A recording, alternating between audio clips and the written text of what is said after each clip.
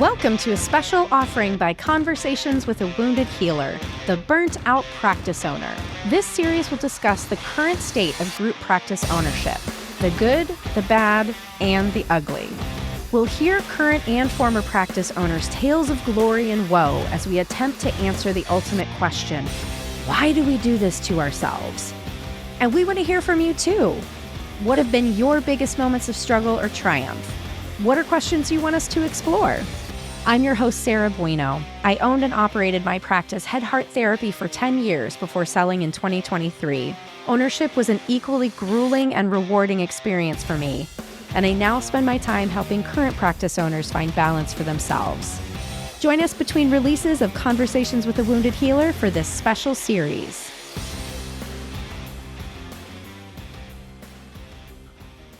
Howdy, partners. I don't know why I said that. Maybe I've been listening to Beyonce's new song too much. Anyway, welcome to the Burnt Out Practice Owner. I'm your host, Sarah Bueno, and I'm very excited for today's really cool conversation.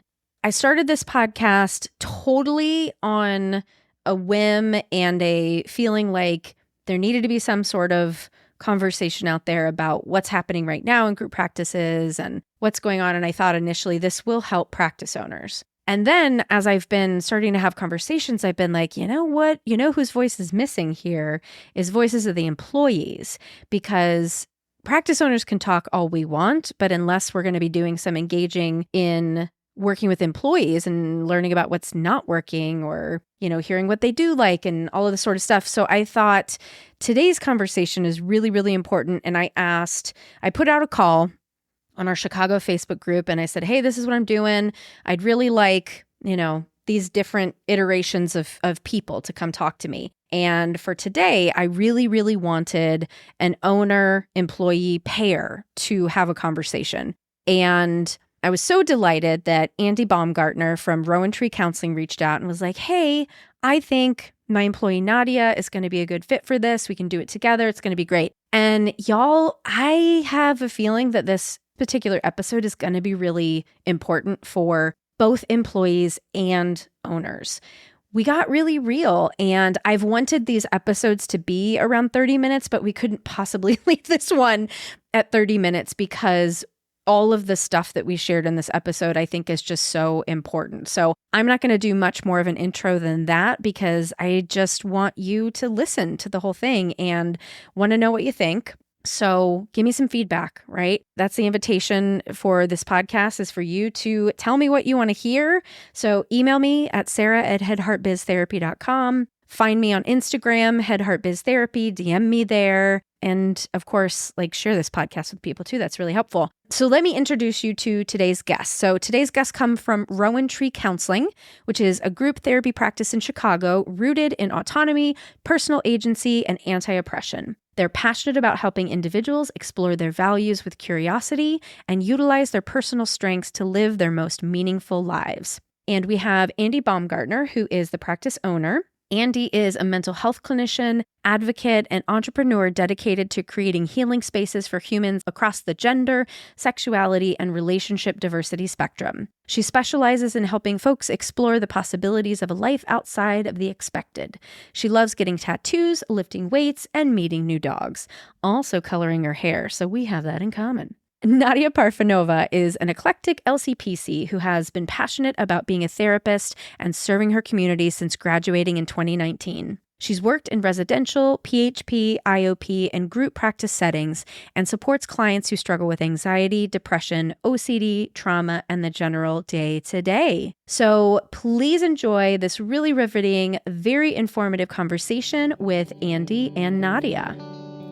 Hey there, therapist. How you doing? If you're like a lot of people out there, maybe you need a little bit more support than usual. Well, I've got you covered. I'm currently running 2 groups that I plan to run again in the fall of 2024. So add your name to the wait list to be notified as soon as info is available. First is the Burnt Out Practice Owner Support Group for group therapy practice owners. We'll focus on the emotional component of business ownership while building trust and connection with other practice owners. We'll explore topics such as boundary setting, feeling underappreciated, overwork, and find ways to reconnect with our agency. And you'll also have the support of other practice owners when challenges arise within your business. Next is the Authentic Leaders Group. It's here to help you become the authentic and wholehearted leader you aspire to be. Join me on an 8-month journey of self-discovery and leadership mastery, where you'll enhance your leadership skills and forge meaningful connections with fellow therapists who are committed to their own growth and the betterment of the therapy field. For the Burnt Out Practice Owner waitlist, go to www.headheartbiztherapy.com/burnt-out. Make sure you've got the T and BURNTOUT. And next is the Authentic Leaders Group waitlist at www.headheartbiztherapy.com/authentic-leaders-group. Hope to see you soon. Hello, Rowan Tree crew. How you doing?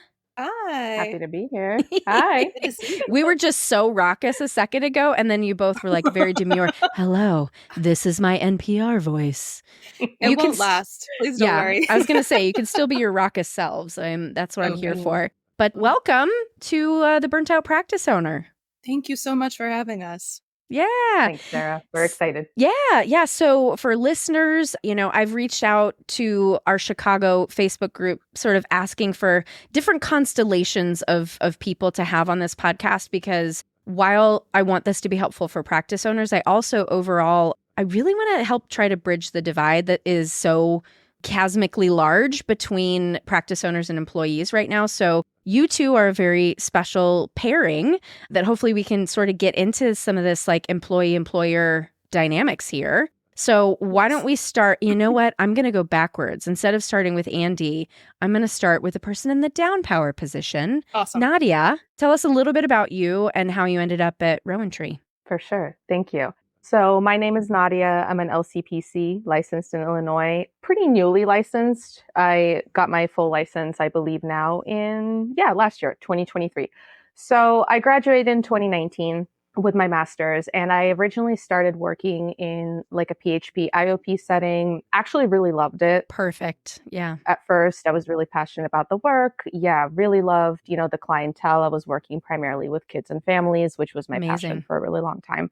Learned a lot too. I mean, I specialize in OCD now, probably thanks to that place, because they really trained me in ERP and showed me, the value of, anxiety work.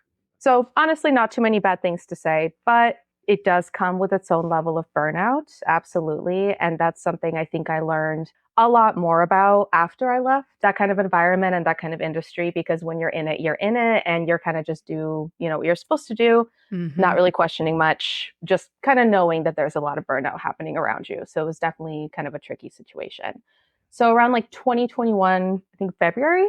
Oh, wow. Yeah. So I just actually had my 3-year anniversary at Rowan Tree. Just remembered to mention that. Very excited about that. So around 2021, I started looking for group practice work. I just wanted to, lower my overall workload and try to get out on my own a little bit more. And Rowan Tree was actually one of the first places I applied. Andy got back to me pretty quickly. It felt like a good match right away. Like, I don't want to be corny about it. I really don't. But it really did feel like values-wise and what the mission statement of the practice was going to be just really aligned with me, both as a clinician and as a person. So my plan, honestly, for a really long time was to just do part-time with Andy and then just stay where I was at. Eventually, that just didn't work out. No, cute that you thought you could have a full-time job and a second job. Know. Yeah. How fucking dare I? But, I tried. I made it the best that I could, but eventually just wasn't working. So I left. Yeah. And that was, for me as a person, a pretty big leap. Like, I think that year in general was a very transitional year for me in a lot of different ways. And just like taking that step into the unknown was really hard. So, I'm not going to jump in and like sing Andy's praises right off the bat or anything like that. But I do want to say save that for later. For what it was, I will. I'm tabling it. Hold on. But for what it was, like usually a very like chaotic transition and a lot of unknowns and a lot of ups and downs, she really did go out of her way to make it easy for me. Like, I remember having a very specific email exchange with her, maybe a couple months in, where I emailed her and said, I'm so sorry that I'm asking you for help on everything. I'm just, still getting to know everything. And her exact response to me was, you're actually not asking for as much as you think, just so you know. And that was wonderful. I have had that email exchange before. Yep. It's great. Just that little bit of reassurance, like that healed me, thank you. So that's where I've been ever since. Haven't worked anywhere else. Have been here full time pretty much since the start. And I really do love it. So that's my journey. Awesome. Thanks. Mm-hmm. Well, Andy, tell us how Rowan Tree was birthed. Well, tell us about you as a person and then how Rowan Tree was birthed. Sure. So I have never really known any work other than mental health work. I left my bachelor's degree and started in crisis work. SAS? Were you a SAS worker? I was not in Illinois. I was in West Virginia, but similar. I worked in a youth facility, like youth awaiting adjudication for a while. And then I worked in suicide prevention work, hotline and hospital, and legal system, which was a whole thing, but in community mental health kind of being the context. So you kind of get the vibe of that. Yep. I did that for a long time before I moved to Chicago and went right back to community mental health for a few more years before I said, okay, I have to go back to grad school. I love what I'm doing. I love mental health. I have gone about as far as I can go without more education. And so I went back to school. I got a master's in forensic psychology because I fancy, right. Well, at the time I thought I want to work with offenders. I have a lot of empathy. I have a lot of compassion for folks that find themselves legally involved. I want to do that. You'll find actually that my story is one of me repeatedly saying to the universe, like, okay, I'll do this, but I don't want to do that thing. And the universe being like, LOL. Yeah, and then me doing exactly that thing. So after grad school, I came out and I ended up working with survivors. I went back into community mental health. And eventually I found myself in that burnout place that a lot of people do with community mental health. And I started working for another group practice for a couple of years. Another thing I said I wasn't going to do. Okay, I'll be a therapist, but I don't want to be in private practice. LOL. Okay, right. Fine. I'll work for a group practice, but I don't want to be on my own. Okay. So she started her own group practice solo in 2019, almost exactly 5 years ago. I think it was about this time in 2019. Mm-hmm. And then my story took a bit of a turn because I didn't really want to be a group practice. I didn't really want to be a boss, I thought. And in 2020, I got sick. I got COVID pre-vaccines and started to experience what I now know. I didn't know at the time because it was early days, but what I now know to have been long COVID, which turned out to be the start of a chronic illness journey for me. Right. But what that meant in 2020 was that I didn't have the capacity to sit with a full caseload anymore every week. Yeah. It was 2020. And so we were all just like insanely busy. And I was seeing 30 plus people in a week, which wouldn't have been healthy even if I was healthy. Exactly. Right. Yeah. Far above my capacity, even when I was at 100%. But so I found myself at a crossroads where this is the only work I knew. It's the only work I really wanted to do. But I didn't have the capacity, the energetic capacity or mental capacity to be sitting with people. I was having brain fog so badly that I couldn't follow my own sentences from beginning to end, let alone someone else's. I could no longer go into my mental filing cabinet and pull out that thing that your mom said to you when you were 8 to connect it to this thing. I couldn't do it anymore. And so I had to pivot. And so in November of 2020, I hired my first person. And then in March, I hired a couple more. One of those was Nadia. And then we were off to the races. And that was 3.5 years ago that I hired the first person. And now we are 18 humans. Oh my. Oh my. Yes. I get that reaction from not recommended, that fast of growth. Just telling the rest of you listeners, not saying Andy's done it wrong, but that's not recommend. And I'm sure now you're like, I also would not recommend that. I also, right now, I am so happy to be where we're at. I really am. I am genuinely thrilled with where we are. It is a lot of work. And every time I say that out loud to someone, that in 3 years we went from 2 to 18, I get the same response. I get a sort of incredulous, are you okay? Yeah. And the answer is mostly I'm okay because I got really lucky. And even though I started from a place of I need to do this, it turns out I think I'm well suited for it. And I actually really love it. It took me some time, but I found ways to really love it. And also, we're not 18 clinicians. 2 of those are admins. Does that make it better? I mean, a little bit, but yeah. I have admin. Well, and how many came to you fully licensed? Or so on staff now, how many are fully licensed versus provisional license? Because that makes a big difference too. 5, including myself, are fully licensed. 2 are interns. So that's only sort of caps. Okay. And then what's that leave? 7 provisionally licensed. Sure. I don't do math. So yeah, that's great. I think that's right. It's I'd have to look enough. it up. Those are numbers I did not commit to memory before coming on here. So, but I think that's right. I used to judge my grandma for not remembering everyone's name and knowing who's like there, but there were 7 of us. And now, you know, I felt the same with my staff. People would be like, how many do you have on staff? I don't know. I need to look at the website and count them. I don't know. I find that a lot, and then I feel really bad about it. I can genuinely remember everyone to like list them, but the numbers, and obviously, as we've discussed, in 3 years, the number has changed so frequently that it's a little bit hard to keep up with. So I just sort of forget. It's like forgetting how old you are. Like it just sort of gets away from you. Yeah, totally. Yeah. Well, let's get into the shit, because the reason that I invited you here is not necessarily about how perfect everything is, but really revealing, like, honestly, like the bumps in the road, the challenges, all that sort of stuff. So, I mean, Nadia, do you want to, well, actually first, my first question for you is, tell me about the thought process of going into the PHP IOP before going into private practice, because this is a big thing that I keep hearing from new grads is they want to go straight into private practice. So give us your personal thoughts on that. So interestingly enough, I had a really good supervisor in my internship. I really, owe a lot of my own professional development to that woman. She was incredibly kind. She was very much like a mentor to me. And because of that, I don't want to say I like blindly followed what she recommended, but I did very heavily consider her perspective when I was applying to places immediately post internship. And one of her biggest things that she recommended to all the interns was to try to not go directly into private practice. Now, I don't know how true that is still now, because that was also in 2019. That would still be my recommendation, but yeah. Thank you. Yep. Yeah. Honestly, same, just from my experience.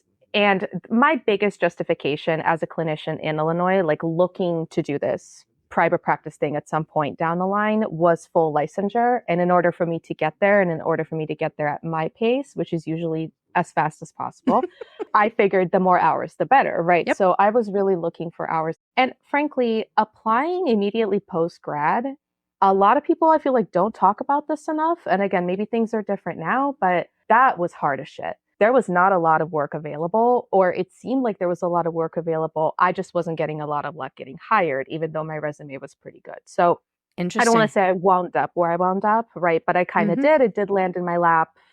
I thought it was a great idea.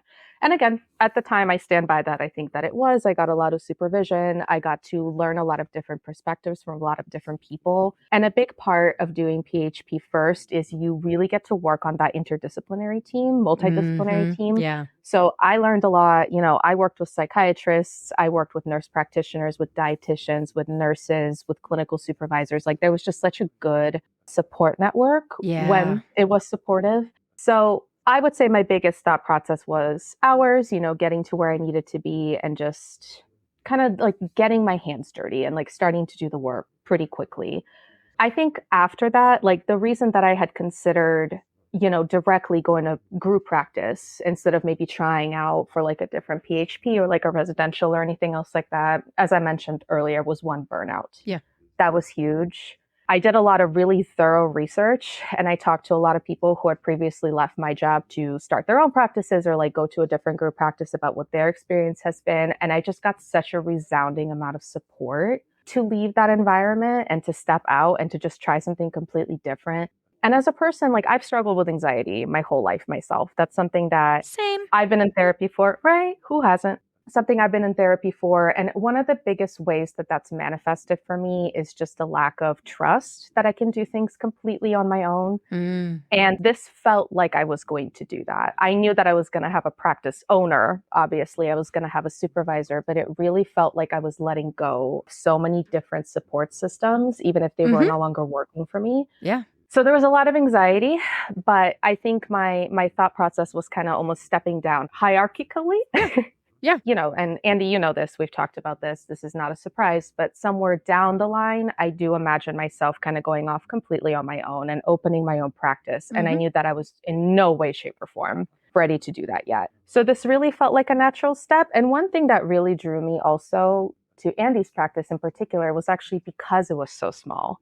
It was at that time, right, such a boutique, small private practice, and it felt like the support would be so hands-on and it would be so available. And it was that just, again, felt like a good natural environment for me to step into.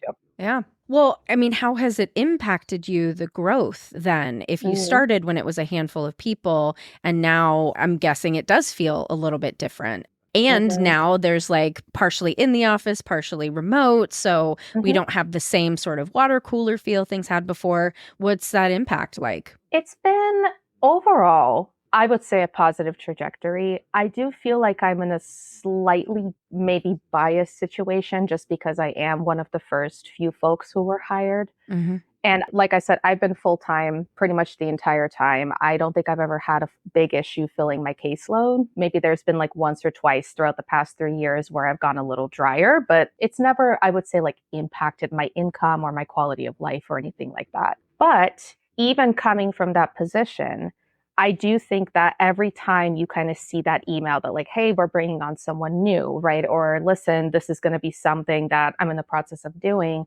It again does still stir up some of that anxiety, right? Is this person going to take my clients? Is this person going to, become kind of like the biggest focus in the practice? And a lot of those things sound really irrational to think about because they're coming from an anxious place. But that underlying fear, I feel like, is always there in an environment that's, and this is a separate issue, we should probably talk about at some point, is inherently kind of built to be a little competitive, right? Like it's not meant to be for the work that we're doing, but because of this kind of weird mentality I think we get into of like there's not enough clients for everybody a lot of the time, that kind of eats away a little bit. And I think the other part of it is just, I'm not the practice owner or anything by any means, but having more people around, at least to me, does signal like a little bit more responsibility, right? Like being there to help people, answer people's questions, right? Not everybody will feel 100% comfortable immediately going to Andy, right? Or immediately going to Zuli. So I do feel like I've been,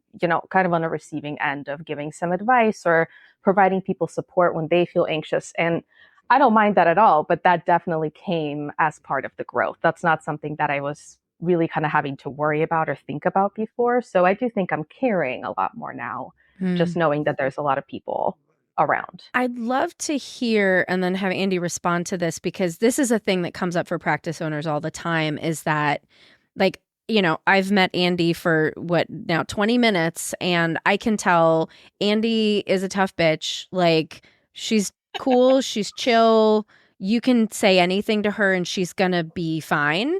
And I have a lot of practice owning friends that are like that. And so when I hear you say a lot of the staff don't feel comfortable going straight to Andy, like, A, what do you think that that's about? And B, what do you think, if anything, Andy could do differently? I'm going to kind of piggyback off like some of the things I feel like I even read or heard about when I researched your podcast just a little bit before coming on here, like the Wounded Healer series. Maybe again, this is bias, but one, I don't believe there's a single person in the world who's not wounded, right? And in particular, again, when it comes to social workers, therapists, any kind of caretaking or like healthcare type of work that's people-centered, we tend to get particularly wounded, right? Without even really meaning to be. Everyone's kind of coming from a place of trauma of some sort. And because of that, and because, again, separate issue, but within this community, we have such a very rampant history of being traumatized in the workplace or being traumatized by systems. I'm not laughing at anyone. I'm laughing and knowing, right? Right. And it's crazy that, people will come in, again, much like myself, back in the day with Andy and just inherently not be able to trust that they're working for someone who may actually have their best interests at heart and who may actually want to help. And again, I'm not even trying to like gas Andy up. That's been my experience that anytime that something has soured, right, or has like felt like a big transition, even if I've expressed my frustration with it, I've always trusted that Andy would be able to calm me in some way, right? Whether it's like, listen, that's tough titties, suck it up, this is what it's going to be. but this is why, right? Like I'm telling you why I'm doing this and it's still for the greater good. Like I've had to learn almost through experience to trust her. Yeah. But I recognize that a lot of people, especially newer folks or folks who are newer into the field in general, don't have that luxury, right? They don't have that pre-established relationship. So to your other question, what can Andy do differently? Honestly, I don't know. The only thing that I can think of would be to maybe just really give people that space. Like I know as we're growing, sometimes that can be a little harder, right? And maybe you don't have time to like meet one-on-one and with everybody, and you shouldn't have to. But if you do have the ability to just remind people, hey, nothing is off the table, right? Like this is really a trusting relationship that I'm trying to build with you, and just really emphasize that. I feel like that's really the only other thing you could do.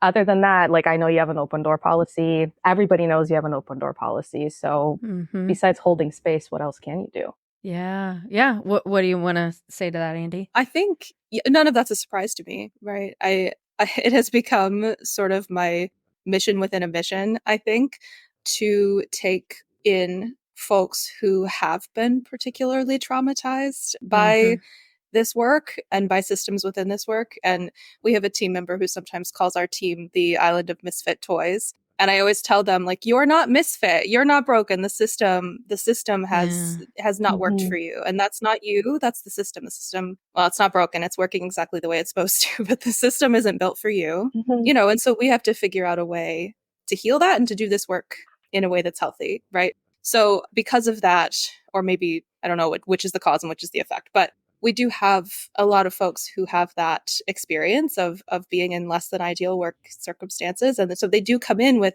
a bit of an inherent fear of the power dynamic, right? Of me, frankly, like of a boss.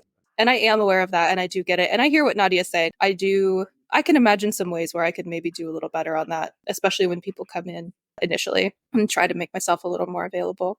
I think that's really good. Thank you for that feedback. I also am very aware that the power dynamic is very real, and it's something that I can work with, right? And it's always been my goal to leverage the privilege that I have and the power that I have in this position to build a place where people feel good about coming to work, or as good as they can. It's still work, right? But to feel comfortable, to feel safe coming to work. I'm sure there are ways I fall down on that, and I do want to hear about them. Maybe I could do more, right, about letting people know that that's what I want. I work really hard over time to build trust, and I do think it's something that we've been really strong on, but yeah, it takes time, right? And I'm actually just really grateful for people like Nadia, and we have a couple folks who've been with us for a long time, I think, that end up playing this role, right, of like guide when new people come in, to be someone who answers questions, to be someone who sort of bridges the gap and says like, no, you can ask her about that. That's okay. Like she can hear whatever it is you want to say, just ask. So I'm really grateful for that work that you do. And I hope that you know that. Yeah. Thumbs up. Do you know what's just around the corner?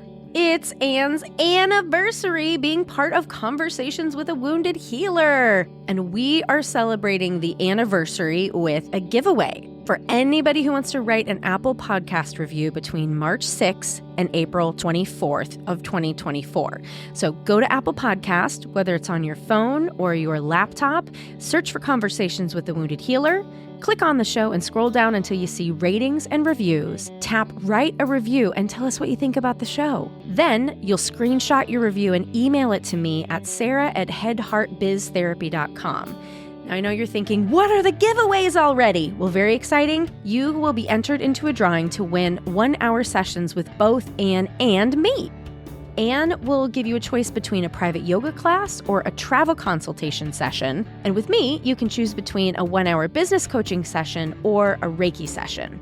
Submissions must be received by 11:59 p.m. Central Standard Time on April 24th. The winner will be announced on social media on May 1st, and Anne and myself will reach out to you to schedule your sessions.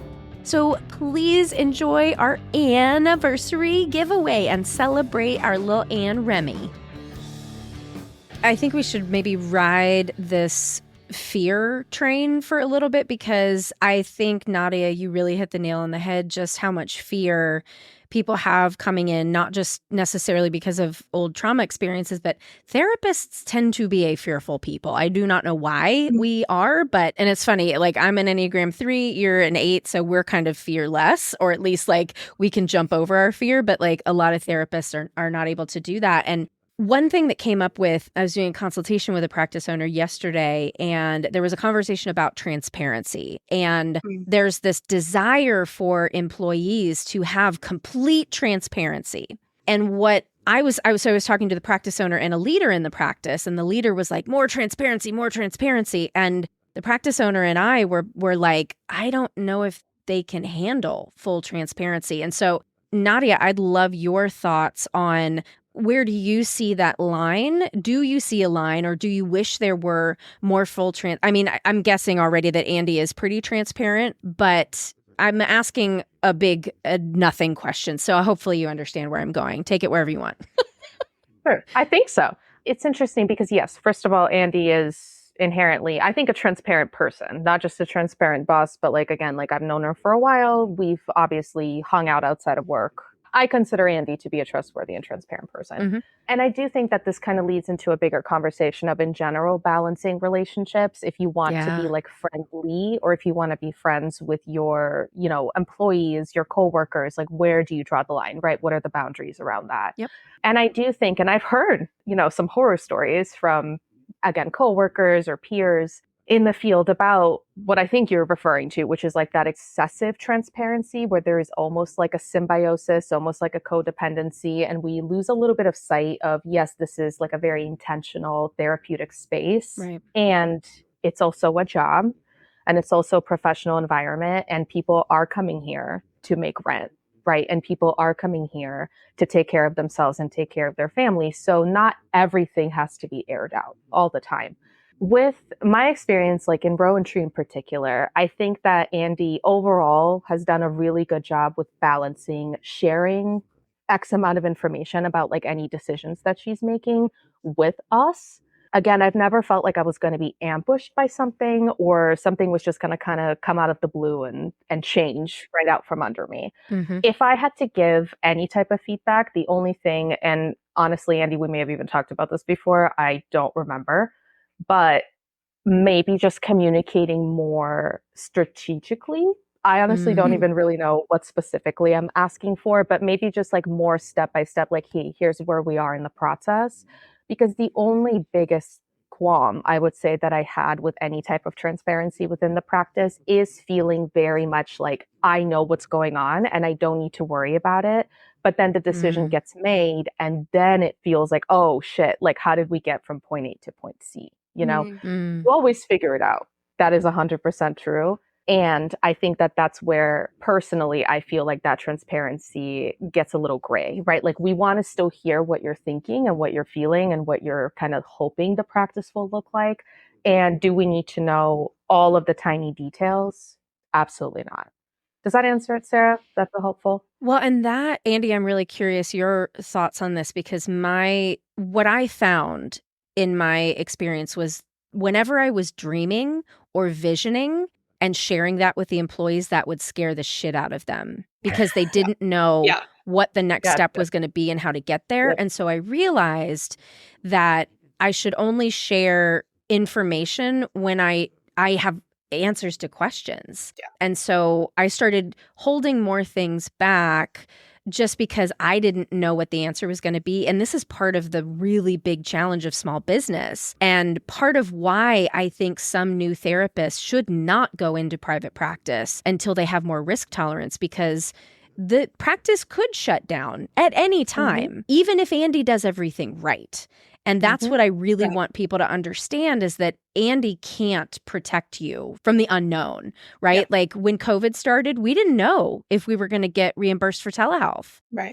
I mean, and Andy was solo then, but like all the rest of us who were holding all these employees were like, we don't fucking know what we're going to do. We don't know how to take care of these people, right? And so that is a piece of, and I love that we're having this conversation, right? Because this is the give and take. I hear what you need, I hear what you want, and here's what I can give you and why I can't give you everything you want. Yeah, Andy, what do you think? Right. I like what you said, Sarah. When I'm dreaming, I find that scares people. I think if I told everyone every thought on my vision board for this practice, I think they'd be scared shitless. I think that they would every day come in prepared for something to change, right? Yeah. And so I do try to be as transparent as I can be with intentionality, right? With, like you said, kind of with knowing what the answers are going to be, trying to anticipate the questions and have the answers, because I'm not afraid to say I don't know, but I don't like it. I don't like to say I don't know to people who are depending on me for their livelihood, to pay their bills, to feed their families. Like, it doesn't feel good to not have an answer. Right. I do think there is such a thing as too much transparency. I don't think you want your boss to come in and say, hey, by the way, I didn't pay myself last month because I wasn't sure that there was going to be enough money in the bank account, right? Like, that's not, fuck no. You'd be like, I'm finding a different job. But that's the reality of this sometimes, right? Not all the time, not even usually, but occasionally. Yep. And every practice owner's done that. Right. And it's not something you want to hear your boss say. Right. Because that's really scary. And as an owner, that's really scary, right? Yeah. So that I've heard you talk about, Sarah, that feeling of like responsibility, like the buck stops here, like everything is holding that weight and constantly holding that weight. And I know I've talked about that before with my team as well, kind of never losing sight of the responsibility it is and the amount of trust that they have in me to trust me with their livelihood is never very far from my mind. But I think that sharing too much about that, showing too much transparency in that way, I think it's counterproductive, right? Yeah. So, finding the balance of transparency that builds trust versus transparency that destroys it is tough. And it's a little bit of trial and error sometimes. Yeah. So I hear what you're saying, Nadia, and I respect it. And maybe there are ways that I can perhaps communicate more incrementally about changes and ideas, and not just, hey, by the way, here's the thing we're doing, and it's fully formed. That's fair enough. I appreciate that feedback because, like I said, it is trial and error. And it's also dependent on the person, right? We are 18 people, right? So me plus 17 others who all have different thresholds, different risk tolerances, different thresholds for what's going to scare the shit out of them. And sometimes you have to play it to the middle. Or to the mean. Set the curve. Right. Exactly. And so, like, Nadia, I know you said you struggle with anxiety, but I actually think that you have a pretty high tolerance, pretty high threshold for hearing those things. That's not everybody. It's exposure therapy, babe. Love it. Yeah. Practicing what you preach. But yeah, so I hear that. And I think it's tough to always know what's going to be the right call for everyone, because what's the right call for everyone isn't the right call for each person, if that makes sense. Yeah. And I'm going to say something, and Nadia, I'd love your response to this because I don't know how to say this without it being potentially offensive. So please, here for it. The way that I sort of hold the practice owner versus employee dynamic is often like parent to child dynamic in that the parent is holding the big picture, right? When the kid says, I don't want to brush my teeth and go to bed, the parent knows if you don't sleep, you're going to be a nightmare tomorrow. If you don't brush your teeth, we're going to have these dental bills, right? But the kid doesn't have, not because they're stupid, because they haven't built the capacity for a certain level of complexity, right? And so I think about that with employees too. And this is the problem with therapists, right? Like, we all think we're amazing and awesome. We all have imposter syndrome, but we also think we know everything and we can do it better. And yet employees have not built the capacity for the complexity of practice ownership until you do. And once you get there, I mean, every person who's gone from group practice or been in a group practice to like owning it themselves later is like, holy fucking shit, I had no idea it was this hard. So how does that analogy feel with all the disclaimers? I honestly think it fits pretty well. It's an analogy I've also thought about before, and I don't disagree, especially when you think about just like the meat of the work, right? And like how, you can have an experience. Like I'm 29, I'm fairly young, right? But I work with a whole spectrum of folks and different age groups and all that. And it's been sometimes like a very rewarding, but very like bizarre experience to, hold space for like a 55-year-old man. Yeah. Who's like breaking down, right? Or who's completely regressing. Like that has happened. And I think within that space, if you're going to be hopefully within the field before you start owning the practice, right? Because again, that's another thing. You will have had those experiences and you will have known people to just be people, like no matter who they are, whether they're your clients, their employees, your own family, your friends, right? Like we're all people and we all require the same kind of primal needs. And sometimes that can be kind of like that parent-child connection attachment relationship, right? Yeah. So to your point, I don't find any issue with that analogy. I actually think it can be used a lot to also draw attention to when that's very dysfunctional, right? Or Yeah. Right. just saying, right? Yeah. When, Yeah. again, kind of like we talked about earlier, it can become very enmeshed very quickly if, again, there's too much transparency or too little boundaries, if those boundaries are very porous. And if you have a practice owner who started a practice for lucrative reasons and not because they want to work alongside with people, kind of like in the co-op type of situation, right? That parent-child relationship can be incredibly triggering, and it can be incredibly traumatic for people to either relive or live through for the first time, you know? So yeah, I would say it's pretty poignant. Yeah. For sure. Yeah. Andy, anything you want to add? Yeah, I think something I was just thinking about was, I think it particularly makes sense because the longer that you're with me, Nadia, you've been with me for 3 years, right? Essentially from the beginning, right? And so our relationship is different. And your relationship to this business and what you can tolerate is different than someone who's been here 2 weeks, right? Or someone who's been here for a month, or someone who's just graduated, right? Like, and so just like a parent-child relationship, that this relationship changes over time, and it takes time. It takes time to build trust. It takes time to build. And I can show you more, right? Like the longer you're here, the more I want to show you. I know that you said earlier, like it's your goal to be in practice by yourself or to have your own practice at some point. I did know that already. That's not a surprise. And I think you'll be amazing at it. I literally just said to someone the other day, Nadia is someone who doesn't need me. Nadia is here because she wants to be here. And that means so much to me here on your 3-year anniversary. It means so much to me that you don't need to be here. You want to be, because you don't need me. You have been here long enough. You are like if this is a parent-child relationship, you are a kid going off to college. Like you've got it. And so forever the oldest daughter. Love it. Oh, a blessing and a curse. So yeah, I think it's really poignant. And I think though that piece, the piece where the relationship changes and grows, is something that I, as a practice owner, have to always keep in mind. I cannot treat Nadia the same way that I treat someone who just came on, the same way that someone that just graduated, right? Like it changes. And I have to remember that for myself, because it's not fair to Nadia for me to treat an 18-year-old child like I would treat a 3-year-old child. Yes. Well, and I want newer folks to hear that too, and recognizing that they're like, because I think part of what keeps breaking down is employees want more transparency because they think that like somehow dismantles the hierarchy.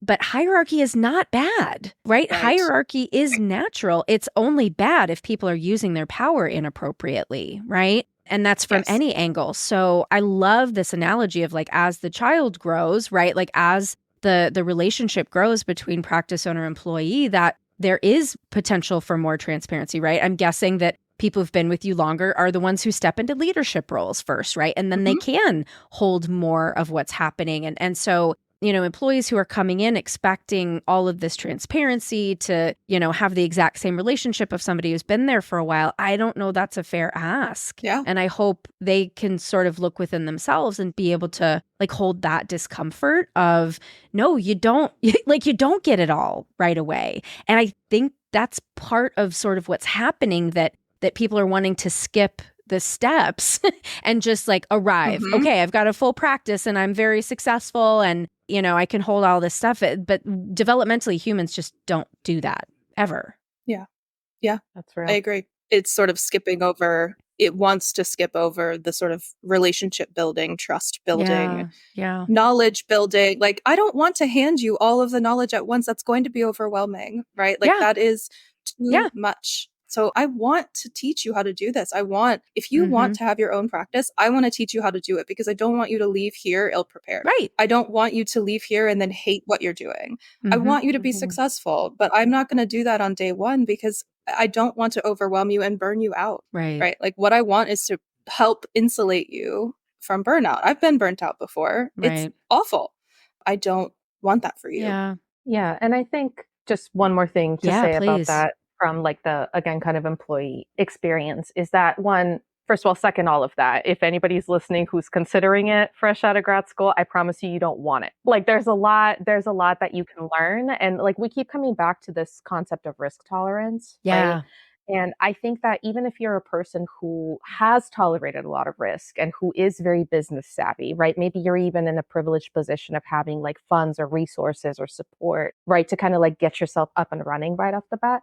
I promise you, there is going to be at some point where you do burn out or where you do kind of hit a screeching halt. It's going to be time to pay the piper at some point, right? Yeah. And slow and steady, like this is something I had to teach myself too. Like Yeah. slow and steady is truly better in these situations because there will still be plenty of risk for you to tolerate, but it's going to be in a much more, kind of like a very strategic, very structured pace where you're allowed to kind of like let go of those weights one at a time instead of diving off the cliff head first and just kind of hoping for the best.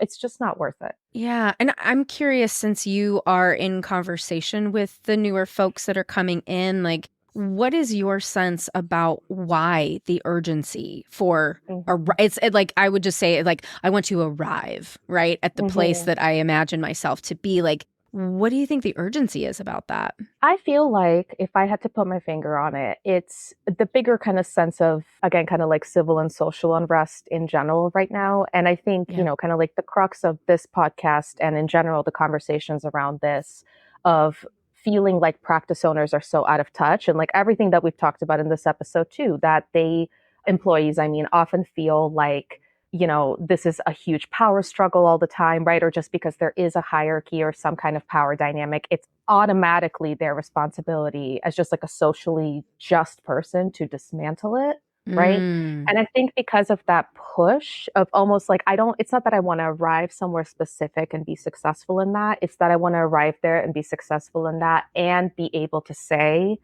that I did that all by myself, right? Like I didn't need a power dynamic. I didn't need to like dismantle this bigger, scarier hierarchy. I almost sense a little bit of that, right? It's like an anxiousness or like an urgency to step over a lot of things that you feel like are maybe outdated or things you shouldn't, quote unquote, have to struggle with to get there for the greater good, right? Like I feel like I can do a better job without needing this hierarchy, without needing these systems. It's a form of rebellion. Which is inherently a white supremacy ideal. And that's I think a controversial thing to say, but if and this is a brilliant insight. Thank you. It's not something I thought about, this idea of stepping over and being able to say, I did this myself. That's white supremacy speaking. Yeah. Right? Yeah. So if that is part of what's driving and thinking that I'm doing this from a just place, that's fucked up. Yeah. So I agree. Wow. Andy, what do you think? I love that. I also had not considered it. I think one of the things I do think about is because, as in large part, therapists are social justice minded people, right? For the most part. At least the folks that find their way to my practice certainly seem to be social justice oriented people. And I think that we have an inherent mistrust of the power dynamic, right? And in how we're inherent mistrust of people above us in that hierarchy. And I think that's valid. I understand why people coming into this would not automatically trust me to wield my power responsibly. I get it. I also might not trust me initially. And I hope that they give me the chance to prove it. But if we're not talking about me, we're talking about the system as a whole. Yeah, I also don't, in general, trust the hierarchy and people above me. So I get it. I think that inherent mistrust kind of drives a lot, and so as practice owners, we end up being sort of a symbol of the hierarchy, right? And again, I get it. I can take it. Yeah. For a while. but it is something right. that wears on you, right? And like existentially weighs on you. And it is specifically really heavy right now. Like this is not, I started in 2014, hired my first person in 2015. This was not the landscape back then. So I guess that's the other thing that I would invite employees to remember is that if everybody is doing that to their practice owner, they're going to crumble at some point. And this I see like behind the scenes, practice owners are freaking out right now saying, I don't know if I can keep doing this. And so the irony is, right, if employees want safety and employees want to be treated well, but they think they're supposed to dismantle the hierarchy, what they're inadvertently doing is dismantling these businesses, which then they lose their job. Right. And that's not necessarily like we're not thinking that way, but that's what I see happening. Can I add one thing? Yeah, please. On the other side of that, I think the trend in quotes of this new generation of therapists wanting more transparency about how their labor is being used and about, where that money is going. I don't think that's going away. And I don't think they're going to bend on that. And so, finding that balance of transparency that builds trust, but doesn't tear it down. I think being able to successfully do that, this might be controversial, is going to be the difference between struggling to hire and being someone that, people are dying to work for, right? I think that's going to be the difference between being relevant and irrelevant as a practice, is being able to find the right balance of transparency and building trust with your team. Right. Because I don't think it's going away, and I don't think it should. I think that to some extent we can dismantle that hierarchy a little bit, or at least hold practice owners accountable to wielding that power responsibly and supportively, and not just for the hell of it. Right. Exactly.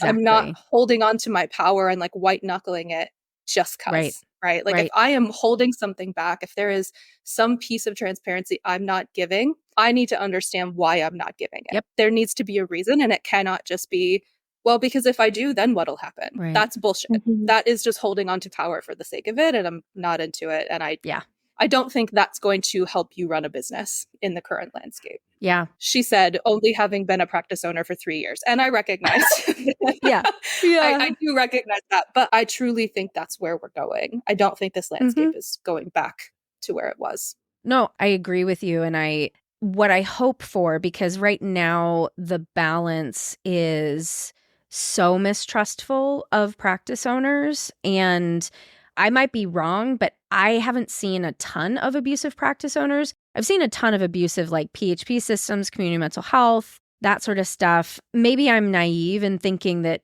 well, actually, I don't know. At any rate, yes, practice owners need to examine their relationship with power and really think about how they wield it, how they are caring for the people who are coming to them for jobs, and employees have to, at some point, allow the capacity for trust to be built. Both of those things have to be true in order for practices to thrive. And what I see right now, and this is on the whole, like this is just from the Facebook groups, on the whole, I'm seeing a real lack of willingness to trust. And I am seeing practice owners, at least from my vantage point, trying to figure it out, how can I do better? How can I make this space equitable without making decisions that are going to make them close the business eventually, right? Like, I mean, we could have a whole other conversation about wages, right? And the what's going on with that right now. But we have to end this. But oh, what a good conversation, y'all. I had no idea what we would talk about, but like, damn. Any final thoughts? That's it. Great podcast. Cut and print. Honestly. No, but last thing, just to add to everything you said, Sarah, I guess my final 2 cents. An analogy I use a lot, and again, like exposure therapists, right? There's a lot of tough love within my practice, a lot of times with clients. But a big thing that resonated with me is with what you just said, is like that mentality of at some point you got to let go or be dried.